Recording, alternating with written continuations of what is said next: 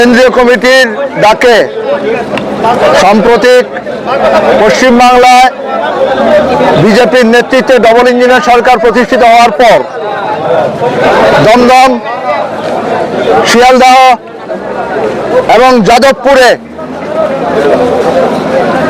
যারা ছোট ব্যবসায়ী, যারা রেল হকার এবং সাধারণ নাগরিক, তাদের পর্যাপ্ত পুনর্বাসনের ব্যবস্থা না করে সম্পূর্ণ অমানবিকভাবে তাদের উচ্ছেদ করা হয়েছে। পরিবারগুলো আজকে নিরন্ন, অনাহারে কাটছে তাদের দিন। যারা প্রতিবাদী ভূমিকা নিয়েছিলেন তাদের উপর নেমে এসেছে নির্মম অত্যাচার। রাজ্য এবং কেন্দ্রীয় পুলিশ, সিপিএম কেন্দ্রীয় কমিটির সদস্য সুজন চক্রবর্তী রক্তাক্ত নৃশংসভাবে আক্রান্ত হন। এসএফআই সর্বভারতীয় সম্পাদক সৃজন ভট্টাচার্য সহ অসংখ্য গণ আন্দোলনের নেতা কর্মীদেরকে আটক করা হয়। তারই প্রতিবাদে আজকে সারা ভারতবর্ষে প্রত্যেকটা রেল স্টেশনে বিক্ষোভ কর্মসূচি হচ্ছে এবং রেল কর্তৃপক্ষের কাছে আমরা আমাদের স্মারকলিপি দিচ্ছি। আমাদের ভারতবর্ষে ব্রিটিশ শাসনে রেলপথ নির্মিত হয়েছে। সে সময় রেলকে বলা হতো সাম্রাজ্যবাদের রথ। এই ভারতবর্ষে যে রেল, তার যে জমি, তার পরিমাণ প্রায় 4.86 লক্ষ হেক্টর, অধিকাংশই কৃষকের জমি। এবং এই রেলপথ নির্মিত হয়েছে এই গরিব কৃষকের হাড়ের উপর দিয়ে। কৃষক যখন খাজনা দিতে পারত না, তাদেরকে জমি থেকে উচ্ছেদ করত, আর সেই জমির উপরে আজকে গড়ে উঠেছে ভারতবর্ষের এই রেলপথ। আর কৃষক আজকে আক্রান্ত, গরিব মানুষ আক্রান্ত।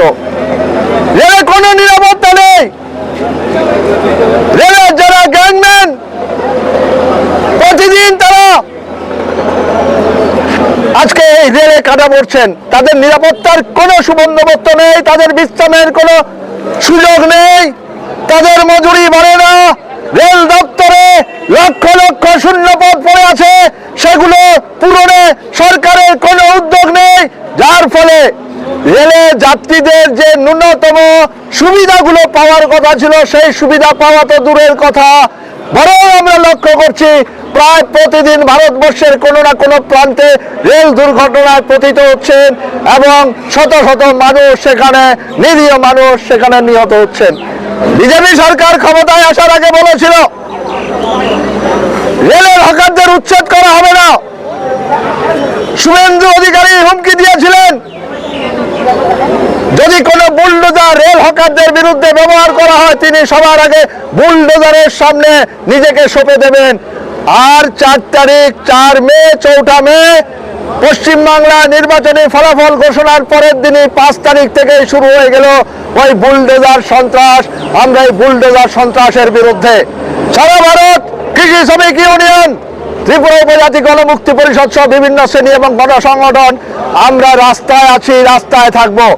ভয়, ভীতি, আক্রমণ, পুলিশি নির্যাতন উপেক্ষা করে এই ধর্মনগর রেল স্টেশন চত্বরে অসংখ্য ক্ষুদ্র ব্যবসায়ীকে উচ্ছেদ করা হয়েছে পুনর্বাসনের কোনো সুযোগ না দিয়ে। এই যে রিক্সা শ্রমিকরা দেখার রক্তের জ্বালা সহ্য করতে না পেরে, চাকুরি না পেয়ে, হতাশা থেকে নিজেদেরকে মুক্ত করবার জন্য এই পেশাকে তারা বেছে নিয়েছেন। আজকে তারাও আক্রান্ত, ই রিক্সা শ্রমিকরা আক্রান্ত, তাদের রুটি রুজি কমে গেছে, জীবন জীবিকা আজকে বিপন্ন।